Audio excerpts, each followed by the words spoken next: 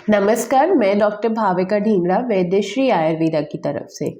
आज मैं आपको बताने वाली हूँ आईबीएस यानी कि इरिटेबल बाउल सिंड्रोम या इरिटेबल बाउल डिजीज़ क्या होती है, इसके क्या कॉजेज़ होते हैं और क्या सिम्टम्स और ट्रीटमेंट हो सकता है आईबीएस के केसेस में।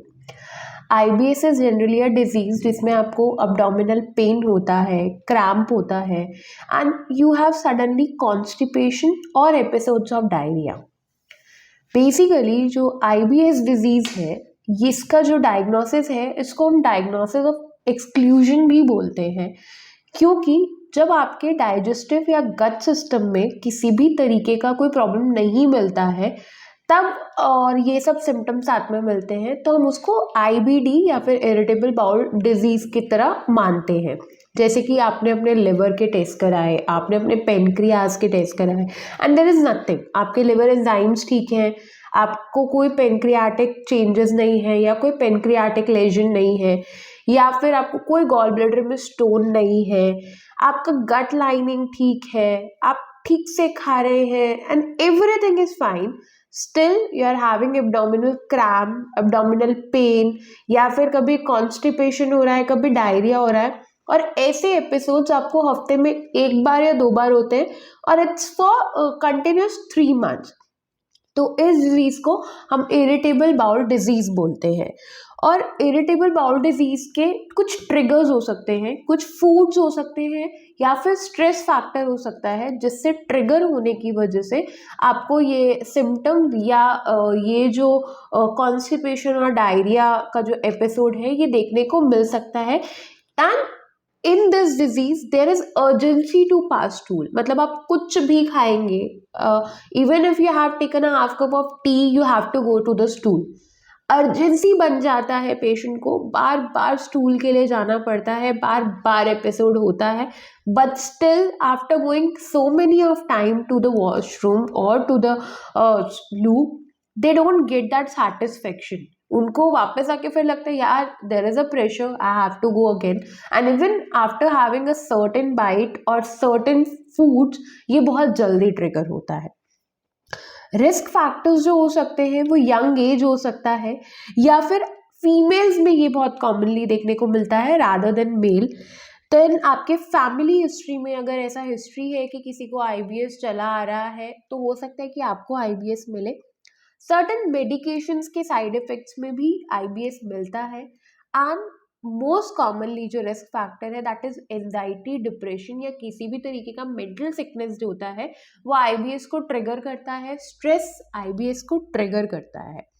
जो आईबीएस के कॉजेज हैं, एक पर्टिकुलर कॉज को पता लगाना या एग्जैक्ट कॉज को ढूंढ पाना is very difficult, but at certain point कुछ एविडेंस बताते हैं कि गट का जो फ्लोरा या गट के जो माइक्रोब हैं उसमें ऑल्ट्रेशन या फिर उसमें चेंजेस के केसेस में हमें आईबीएस का डिजीज मिलता है।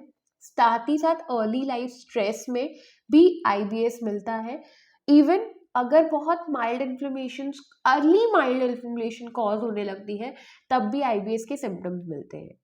अगर हम स्टडीज के बेसिस पे जाएं तो बेसिकली आईबीएस में क्या होता है, आपके कोलोन या फिर आपके जो डाइजेस्टिव ट्रैक है उसके मसल्स में देयर इज सर्टेन चेंजेस और मसल्स जो है वो हाइपर कॉन्ट्रैक्शन की तरफ चली जाती हैं। That's why there is sudden diarrhoea and वो जो कॉन्ट्रैक्शंस होते हैं वो उस वजह से होते हैं। So what could be the complication? As I told you before, it is being diagnosed by the diagnosis of exclusion। जब हम सारे टेस्ट कराते हैं और गट में हमें किसी भी तरीके के इन्वेस्टिगेशंस में कुछ भी ऑल्ट्रेशंस नहीं मिलते हैं but we still have the symptoms of abdominal pain, cramp, constipation and diarrhoea, then it is being diagnosed as irritable bowel syndrome। Irritable bowel syndrome जिन पेशेंट्स को होता है उनके जो कॉम्प्लिकेशंस होते हैं, they are first is their poor life, because आपको इतनी बार वॉशरूम जाना पड़ रहा है, you can't focus on your day to day life, you can't focus on your work. So the patient का फर्स्ट कंसर्न आता है that they have poor life, they could not they manage their life in a certain way because of their diet and the habits they have. Second thing, mood disorder. because they are not able to focus over their work and they could not do things properly, तो वो उनके mood को बहुत ज़्यादा affect करता है। और इसके पीछे का रीज़न भी स्ट्रेस है एंड अल्टीमेटली इस डिजीज से भी पेशेंट्स को स्ट्रेस होने लगता है। So how could we prevent it and how can we cure it? तो IBS can be cured by keeping your triggers away. आपको पता चल जाए कि आपको किस खाने से या किस तरीके के स्ट्रेस से या क्या बात से वो ट्रिगर होता है। आप उस ट्रिगर्स को पहचान लेते हैं तो आप उसको प्रिवेंट कर सकते हैं। You can avoid that trigger as well as आपको अपना स्ट्रेस को मैनेज करना है। जो भी आपका स्ट्रेस का कॉज है उसको मैनेज करना है। डाइट ऐसा लेना है जो आपके कॉन्ट्रैक्शंस को कम कर सके, हेल्दी डाइट लेना है।